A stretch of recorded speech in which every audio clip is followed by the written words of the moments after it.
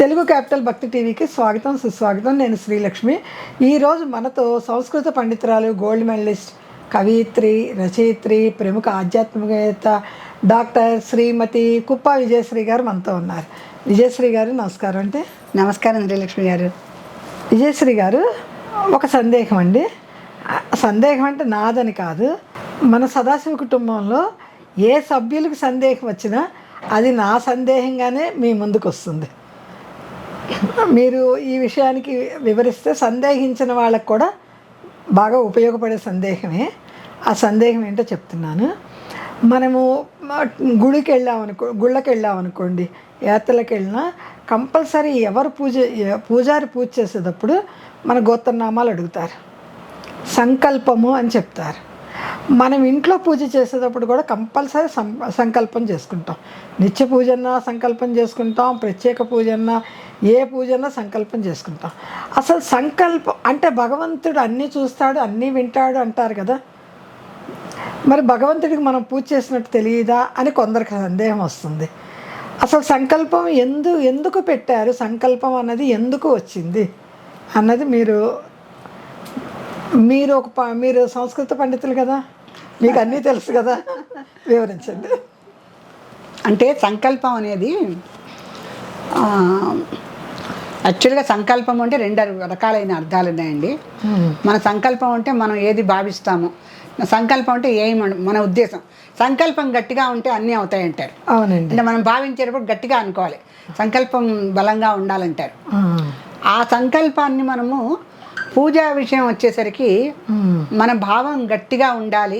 సంకల్పం అంటే ఎప్పుడు కూడా ఒక మంచి స్ట్రాంగ్గా ఒక ఉద్దేశాన్ని పెట్టుకోవడమే.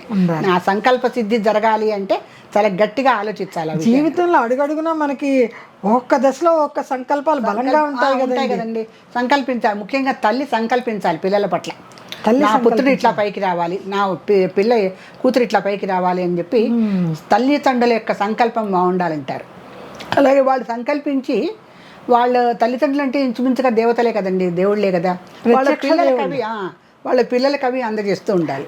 పిల్లలు చూసినా చూడకపోయినా, వాళ్ళకి అన్నం పెట్టినా పెట్టకపోయినా తల్లిదండ్రులు ఎప్పుడూ బిడ్డలు బాగుండాలనే సంకల్పంతోనే కోరుకుంటారు. మన చాగంటి వారు చెప్తూ ఉంటారు కదండి, మనం అనుకుంటాము మనకు చాలామంది బంధువులు ఉన్నారు, మేమంటే అంత ప్రేమ ఇంత ప్రేమ అని. వీళ్ళెవ్వరూ కాదు. అసలు ప్రేమ అంటే తల్లి దగ్గర నుంచి మాత్రం వచ్చేదే ప్రేమ.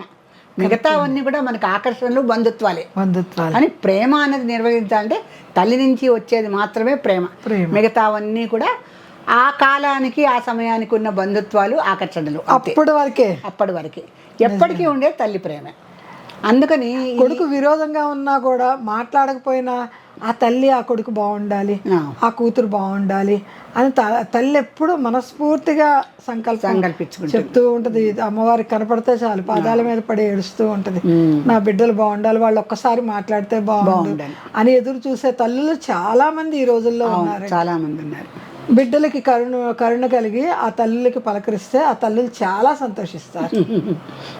అంతే కదండి. అంతేనండి. ఇప్పుడు మనం సంకల్పం చెప్పుకోవాలి అంటే దేవుడి ముందర సంకల్పం ఎందుకు చెప్పుకోవాలి? ఇప్పుడు మీరు అన్నట్టుగానే మనమేంటో దేవుడికి తెలియదా? మనమేంటో దేవుడికి తెలియదా అంటే, ఇప్పుడు మన పక్క వాళ్ళు పెళ్ళికి పిలుస్తారండి, వాళ్ళు మనకి రోజు కనిపిస్తారు. రోజు మనం ఒకళ్ళ ఇళ్ళల్లో ఒకళ్ళు వెళ్ళి చాలాసేపు మాట్లాడుకుంటూ ఉంటాం. కానీ వాళ్ళు ఒక పెళ్ళి చేస్తారు, వెడ్డింగ్ కార్డు వేస్తారు, ఆయన పేరు, ఆవిడ పేరు, పిల్లల పేరు అన్నీ వేస్తారు. ఎందుకు వేస్తారు? ఎందుకు వేస్తారండి? తెలియాలి కదా. ఇప్పుడు బలానా అమ్మాయికి పెళ్లి చేస్తున్నాము, ఆ అమ్మాయికి మేము తల్లిదండ్రులము అని తెలియచెప్పాలి కదా. అది ఒక శుభ ఆహ్వాన పత్రికని వేస్తారు. ఒక శుభకార్యం చేసేటప్పుడే మనం ఒక పెళ్లి శుభలేఖ వేసుకుంటామే, మరి రోజు అమ్మవారికి మనం చేసేది పూజలో మనకు శుభ సంకల్పం ఉండకపోతే ఎట్లా? మనం ఏమిటో ఆవిడకి చెప్పకపోతే ఎట్లా? చెప్పాలి. ఎందుకు చెప్పాలి అంటే, ఇప్పుడు ఇది అఖండమైనటువంటి విశ్వం అండి. దీంట్లో కొన్ని కోట్ల కొద్ది అమ్మవారు అనేక కోటి బ్రహ్మాండ జనని, ఎన్నో బ్రహ్మాండాలు ఉన్నాయి. దానికి అన్నిటికీ కూడా అమ్మవారే జనని. ఆవిడికి మనము భారతదేశంలో పుట్టి హైదరాబాద్లో ఒక ఇంట్లో మనం పూజ చేసుకుంటే ఆ ఒక్క భక్తురాలే ఉండదు కదా, లక్షల కోట్ల మంది ఉంటారు. కోట్ల మంది ఉన్నప్పుడు ఎక్కడైనా కూడా తనని తాను తెలియచేసుకునేటువంటి విషయము ఒకటి వారి యొక్క విద్వత్తు, రెండోది వారి యొక్క సంకల్పం. అవును, ఒక కార్యాలయంకి వెళ్ళినా, ఒక కలెక్టర్ దగ్గరికి వెళ్ళినా, మినిస్టర్ దగ్గరికి వెళ్ళినా మనం వచ్చామని చెప్తేనే కదా మనకు ఒక ఐడెంటిటీ కార్డు ఉంటుంది కదా, ఒక విజిటింగ్ కార్డు ఇస్తాం కదా, వాళ్ళు లోపలికి రమ్మని పిలవాలంటే మనం చూపించుకుంటేనే కదా పంపిస్తాం వాళ్ళకి. అవునండి. మనం ఎవరో తెలుసుకొని వాళ్ళు పంపిస్తారు. అలా ఇక్కడ అమ్మవారి దగ్గర కూర్చున్నప్పుడు పూజకి మనమండి మనకి గోత్రాలు ఉంటాయి. అవునండి. గోత్ర నామాలతో మనం సంకల్పించి పూజ చేస్తాం. ఏ ఋషి గోత్రం నుంచి వచ్చి, ఏ ఋషి, భరద్వాజ ఋషి, కౌశికుడా, విశ్వామిత్రుడా, మనకి బోల్డ్ మంది ఉన్నారు, వశిష్ఠ మహర్షి. ఈ ఋషుల దగ్గర నుంచి వచ్చినటువంటి సంతానమే ఇవాళ రోజున మనం, అంటే ఆ ఋషి సంతానమే మనందరం కూడా ఈ రోజున. అంటే ఆ ఋషికి సంబంధించిన కుటుంబ సభ్యులందరూ వీరు. అది ఆపస్తంభ ఋషి, దీంట్లో కూడా ఋగ్వేదీయులు ఉంటారు, యజుర్వేదీయులు ఉంటారు. ఆ వేదాలను అనుసరించి ఉన్నటువంటి ఋషులకి జన్మించిన వారసత్వం అంతా ఇప్పటి వరకు నడుస్తుంది. అందుకని మీకు ఋషులు ఎవరు అంటే కొంతమంది చెప్తారు, కొంతమంది మీరు యజుర్వేదీయుల, ఋగ్వేదీయుల అంటే కూడా చెప్తారు. అలాగే మీ గోత్రం ఏంటంటే ఆ గోత్రం పేరు చెప్తారు. అలా రకరకాల గోత్రాలు, రకరకాల పేర్లు ఉంటాయి కనుక ఇప్పుడు హనుమంతుడి కౌండిన్యస గోత్రం అంటారండి. దేవుళ్ళకు కూడా గోత్రాలు ఉన్నాయి. హనుమంతుడిది కౌండిన్యస గోత్రం అని చెప్తారు. రామభక్తుడు కదా. అందుకని ప్రతి దేవుడికి ఒక గోత్రం ఉన్నప్పుడు ఆ వాళ్ళ సంతతిగా మనం ఇలా వస్తున్నప్పుడు మనకి గోత్రం ఉంటుంది. మనం ఏ సంతతికి చెందిన వాళ్ళమో చెప్పుకొని, అది ఉంది కదండి, ఏ దేశమేగినా ఎందుకు కాలిడినా పొగడరా నీ తల్లి భూమి భారతిని. అలాగే మనం ఎప్పుడు పూజ చేసినా, ఎక్కడ పూజ చేసుకున్నా మన పేరు ఊరు చెప్పుకోకపోతే ఎట్లా? భరతవర్షే, భరతఖండే, ఇవన్నీ మేరోర్ దక్షిణ దిగ్భాగే, శ్రీశైలస్య వాయో ప్రదేశం, ఇవన్నీ చెప్పుకుంటాం కదా. ఎందుకంటే ఎక్కడున్నాము, స్వగృహంలో ఉన్నామా, వసతి గృహంలో ఉన్నామా అని కూడా చెప్పుకోవాలి. అది కూడా పాయింట్. స్వగృహంలో చేసిన పూజా ఫలితం వేరు, వసతి గృహంలో చేసింది వేరు. వసతి గృహంలో మనకి తూర్పు వైపునే పూజ పెట్టుకునే అవకాశం ఉంటుంది, ఉండదు. స్వగృహం అనేసరికి మనం పూజగా తూర్పు వైపున పెట్టుకుంటాం. అది వాస్తు ప్రకారం కట్టించుకుంటాం మన ఇల్లు మనం. అంటే అప్పుడు వాస్తు ప్రకారం ఉన్న ఇంట్లో ఉండేటువంటి పూజా బలమే వేరు. చూసారా, మన సంకల్పంలో మన వసతి గృహమా, నివాస గృహమా? అందుకే చెప్పారు వసతి గృహమా, నివాస గృహమా. అందుకని ఆ వసతి గృహము, స్వగృహము ఇవన్నీ కూడా మనకి సంకల్పంలో రావటం ఏంటంటే ప్రధానంగా మన ఋషుల యొక్క పేర్లు చెప్పుకొని మనం సంకల్పం చెప్పుకోవడం. తర్వాత మన ఊరు పేరు మనం ఎక్కడైనా చెప్పుకుంటాము, నదుల పేర్లు కూడా చెప్పుకుంటాం.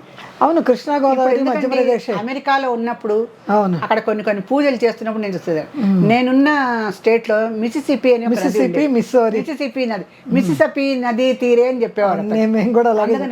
అలాగే నదీ తీరాల పేర్లు అక్కడ చెప్తారు. అమెరికా ఖండే మిసిసిపి నదీ తీరే అని చెప్తారు. మనకి భరతవర్షే, భరతఖండే అని చెప్పినట్టు. భోగభూమి ఇంద్రుడు పాలించిన ఇంద్రపాలిత దేశం. అక్కడ పంతులు గారిని అడిగి నేను కూడా సంకల్పం రాయించుకొని అక్కడ ఉన్న వాళ్ళు ఆ సంకల్పాన్ని చెప్పుకున్నాను. సో ఇప్పుడు మనం ఇంతకీ సంకల్పం ఎందుకు చెప్పుకోవాలి అంటే అది మనకొక గుర్తింపు, మన ఐడెంటిటీ కార్డు. అది మనం ఇది అని చెప్పుకొని ఆ దేవుడికి మనం పూజ ప్రారంభిస్తే అది సఫలమవుతుంది. ఎందుకంటే మనం ఎవరమో ఏమిటో చెప్పుకోకుండా, అది కాకుండా మనకి ఋషుల దగ్గర నుంచి వచ్చిన సంప్రదాయం ఉంది కదా, మన పూర్వీకుల్ని మనం ఎప్పుడు తలుచుకోవాలండి. మన పూర్వీకులని మన పూర్వీకులు తలుచుకుంటేనే ఆ ఋషుల పేర్లు తలుచుకోగలుగుతాం. మనం ఆ గోత్రం పేరు కూడా చెప్పుకోగలుగుతాం. మన తాతగారిది ఏ గోత్రమో అదే మన నాన్నగారికి వస్తుంది, మన నాన్నగారికి వచ్చిన గోత్రమే మనకు వస్తుంది. ఆడవాళ్ళకి పెళ్ళాక గోత్రం మారుతుంది, అది వేరు కానివ్వండి. సాధారణంగా వంశస్థులు అయితే అదే గోత్రం ఉంటుండే. ఆ గోత్రాన్ని వారసత్వంగా చెప్పుకొని ఆ గోత్ర నామాలతో పూజ చేయటం వలన మనం తరించడమే కాదు, మన పూర్వీకులైన ఋషుల తగ్గించి తరతరాలుగా వాళ్ళు తరిస్తారు. ఎందుకంటే మన ఆ వంశం పేరు చెప్పుకుంటున్నాంగా, ఆ గోత్రం చెప్తున్నాంగా. మరి ఊర్ల పేర్ల నుంచి కొన్ని వంశాలు వచ్చేవి ఎదురుకు. ఏ ఊరు అంటే బలాని ఊరు అని, ఆ ఊరు పేరే వాళ్ళకి ఇంటి పేరుగా వచ్చేసింది. ఆ ఊరు పేరు కానీ, ఆ ఋషి పేరు కానీ ఆ గోత్రంలో చెప్పుకోవటం వలన అవన్నీ కూడా తరిస్తాయి. అంటే సాధారణంగా సంకల్పం చెప్పుకోవడం ఏంటంటే మన పూర్వీకుల నుంచి ఒకసారి అన్నీ తలుచుకొని వాళ్ళని తరింపజేసి మనం కూడా తరించడానికే మార్గం. చాలా చక్కగా వివరించారండి, చాలా చక్కగా. ఇప్పుడు అంతా ఎందుకండి, మనకి కామెంట్ పెట్టేవాళ్ళ ఊరు పేరు రాయట్లా, ఊరు రాయట్లా, మనం ఎంత ఇబ్బంది పడిపోతున్నాం. మనం ఇప్పుడు మన నిజంగానే భగవంతుడి గురించి భగవంతుడికే చెప్పుకోవాలి అనుకున్నప్పుడు మన తెలుగు క్యాపిటల్ భక్తి టీవీలో కామెంట్లు పెట్టమంటున్నాం. కామెంట్లు పెట్టమంటే ఎవరు పేరు ఊరు రాయట్లేదు. ఆ ఈమెయిల్ ఐడితో మనం ఏం చేయగలుగుతాము? అసలుకండి శ్రీలక్ష్మి గారు, మనం మొట్టమొదటి నుంచి కూడా వీళ్ళు మనం ఎలా మాట్లాడుతున్నాము, ఏ వివరాలు చెప్తున్నాము, ఏ నామం చెప్తున్నాము, వీటన్నిటి గురించి సాధారణంగా కామెంట్స్ రాయాలి అంటే, అమ్మ మీరు ఈ నామం చెప్పారు నాకు బాగా అర్థమైంది, వినాలి కదా, అమ్మ శ్రీలక్ష్మి గారు ఈ క్వశ్చన్ అడిగారు మాకు నచ్చింది, ఇటువంటివి రాయాలి వాళ్ళు. మనం ఏం చెప్పామంటే ఇవన్నీ రాసుకున్నా కూడా మీరు అమ్మవారికి అనుగ్రహంగా ఒక వాక్యం అమ్మవారి గురించి రాయమన్నాం. అంతేగాని మనిద్దరం ప్రోగ్రాంలు చెప్పే అమ్మా కామాక్షి వాళ్ళని రాయమని అడగల. మనం ప్రోగ్రాంలో చెప్పే శ్రీమాత్రే నమః కూడా వాళ్ళని రాయమని అడగల. అంటే వాళ్ళు కూడా చెప్పచ్చు, అమ్మా కామాక్షి శ్రీమాత్రే నమః అని చెప్పచ్చు, కానీ అదే కామెంట్ అవ్వకూడదు. కొంత కామెంట్ రాసి శ్రీమాత్రే నమః అని రాస్తే బాగుంటుంది.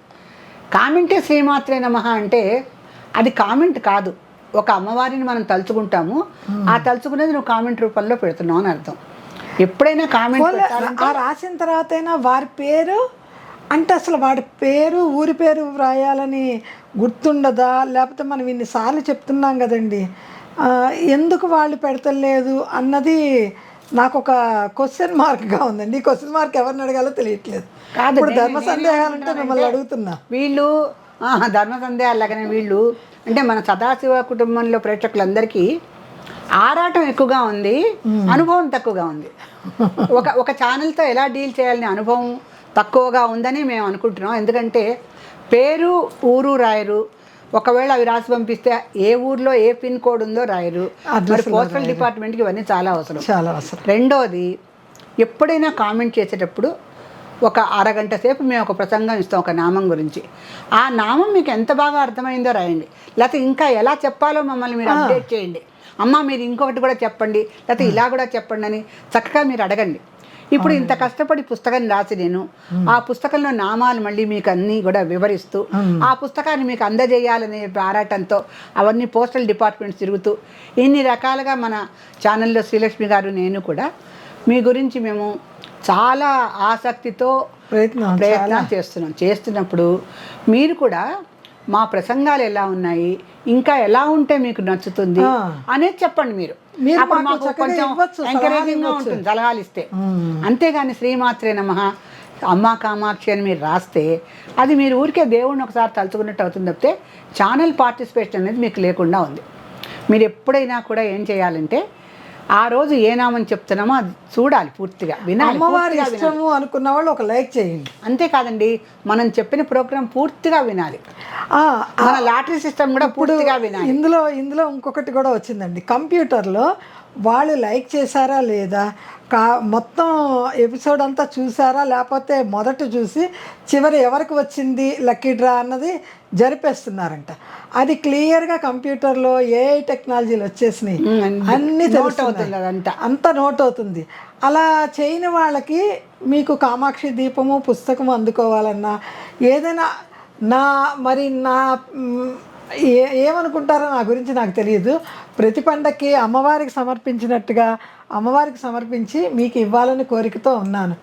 ఒక పట్టు చీర లాంటిది, మరీ పట్టు చీర అంటే కంచికెళ్ళి తీసుకురావట్లేదు, మాకు అందిన పట్టు చీర తీసుకొచ్చి ఇవ్వాలని కోరిక, నా కోరిక.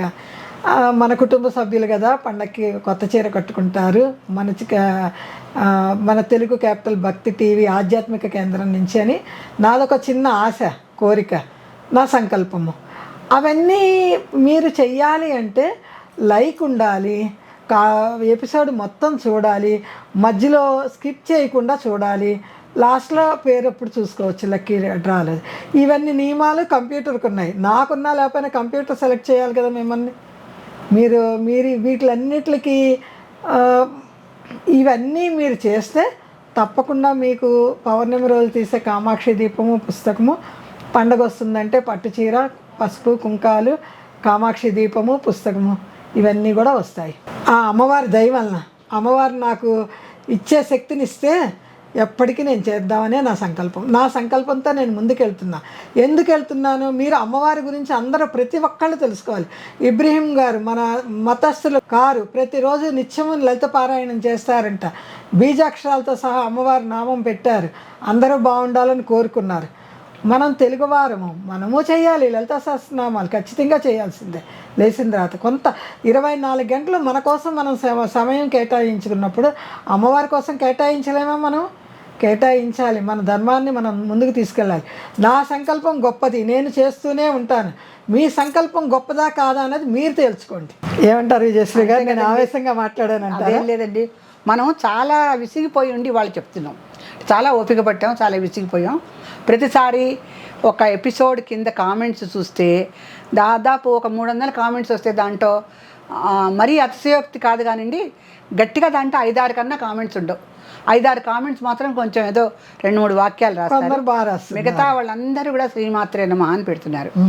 అంటే మేము మొదట్లో అమ్మవారి అనుగ్రహం కోరుకుంటూ ఏదన్నా రాయమని చెప్పాం కానీ ఒక శ్రీమాత్రే నమః కామాక్షిదేవి లీలల్ని వినండి. బ్రిటిష్ దొరలకే ఆమె కనపడినప్పుడు మన కోరికలు నెరవేర్చదా ఆమె? మనం గట్టి సంకల్పంతో ఉండి గట్టి పట్టుదలగా ఉంటే, పాత రోజుల్లో అంటే పుస్తకాలు చదవాలి, హరికథలకు వెళ్ళాలి, పురాణాలు వినాలి.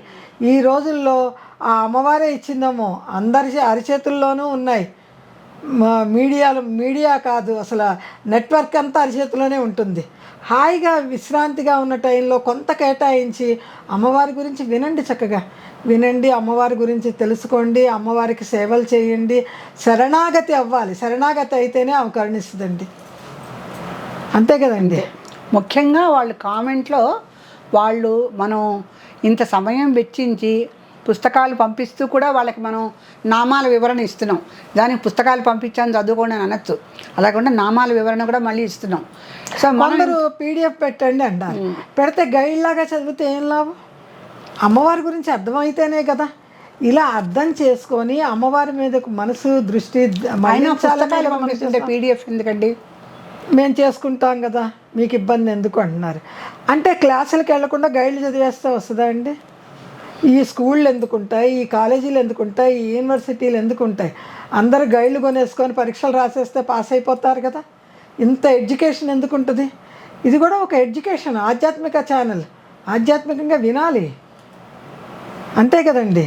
ఇప్పుడు మీరు ప్రొఫెసర్, మీ క్లాస్కి రాకుండా గైడ్లు చదువుకొని వచ్చి మేము పరీక్షలు రాసేస్తామంటే ఊరుకుంటారు? సరి మార్కులే వస్తాయి వాళ్ళకి. అప్పుడు అటెండెన్స్ లేకపోయినా కూడా పాస్ అటెండెన్స్ ఉంటేనే ఎగ్జామ్ రాయనిస్తాం. ఎక్కడైనా ఏ కాలేజీల్లో అయినా అంతే మరి. సో సదాశివ కుటుంబ సభ్యులకి మనం మన ఛానల్ నుంచి మరోసారి హెచ్చరించే విషయం ఏంటంటే, విన్నపమే అనుకోండి. ఆ విషయం ఏమిటి అంటే, అనేక సార్లు విన్నవించాము. ఇప్పుడు మరి కొంచెం మనం మీ అందరూ కూడా దాన్ని పాటించాలని గట్టిగా ఎందుకు చెప్తున్నామంటే, శ్రీమాత్రే నమః, అమ్మ కామాక్షి అనేవి దేవుడికి దండం పెట్టినప్పుడు అనే మాటలే కానీ కామెంట్స్ కావవి. మీరు ఇక్కడ ఒక అరగంట సేపు కష్టపడి మేము లెక్చర్ ఇస్తున్నప్పుడు దాని గురించి మీరు ఏం తెలుసుకున్నారో, ఎటువంటి వివరణ ఇంకా కావాలనుకుంటున్నారో మా దగ్గర నుంచి, ఇంకా అమ్మవారి విషయాలు ఏమైనా తెలుసుకోవాలనుకుంటున్నారో అది చక్కగా మీరు రాయండి. మాకు కూడా ఎంతో ప్రోత్సాహంగా ఉంటుంది. ఇంకొన్ని వివరాలు మీకు అందించాలని ఉత్సాహం కూడా ఉంటుంది. అలా కాకుండా ఊరికే శ్రీమాత్రే నమః పుస్తకం కావాలి అంటే అది నీరు గారిపోయినట్టుగా ఉంటుంది ఆ కామెంట్స్ అవుతే మాకు. అందుకని మరోసారి మీ అందరం కూడా మీకు మరీ గట్టిగా విన్నవించుకుంటునే విషయం ఏంటంటే, మీరందరూ చక్కగా కామెంట్స్ పెట్టండి. కావాలంటే చివరిలో శ్రీమాత్రే నమః అని పెట్టండి. అది శ్రీమాత్రే పేరు, ఊరి పేరు మాత్రం అస్సలు మర్చిపోవద్దు. అస్సలు మర్చిపోవద్దు. కామెంట్ ఎంత ఇంపార్టెంటో మీ పేరు, ఊరి పేరు కూడా అంత ఇంపార్టెంట్. మేము లక్కీ డ్రాలో వేయాలంటే మీ పేరు, ఊరి పేరు కావాలి కదా. తీసి మేము చదవాలంటే మీకు తొందరగా అర్థం కావాలి అంటే మీ పేరు, ఊరి పేరు వస్తేనే కదా మీకు తొందరగా అర్థమయ్యేది. మీరు ఒక్కసారి ఆలోచించుకోండి, ఒక్క ఆలోచన చేసుకొని ముందుకు వెళ్దాం మనం. తప్పకుండా అందరికీ పుస్తకాలు అందుతాయి, కామాక్షి దీపం అందుద్ది. పండగ అంటే పుట్టింటి పట్టుచీర అన్నట్టుగా అందరికీ తప్పకుండా పండగ వచ్చిందంటే సభ్యుల్లో ఒకళ్ళకి వచ్చినా అందరూ ఇచ్చినట్టే ఆమెకి. ఆ పుణ్యఫలం అందరికీ వచ్చినట్టే. అందుకునే ఆమె ఒక్కళ్ళైతే ఆమెకి ఇచ్చిన ఇది మనం మిగతా అందరం కలిపి ఇచ్చినట్టే. అంతే. అమ్మ కామాక్షి, అమ్మ కామాక్షి, అమ్మ కామాక్షి. శ్రీమాత్రే నమః. విజయశ్రీ గారు, ఈరోజు మన లక్కీ డ్రాలో అమ్మవారి పుస్తక రూపంలో ఎవరింటికి వెళ్తుందండి? చూద్దామండి.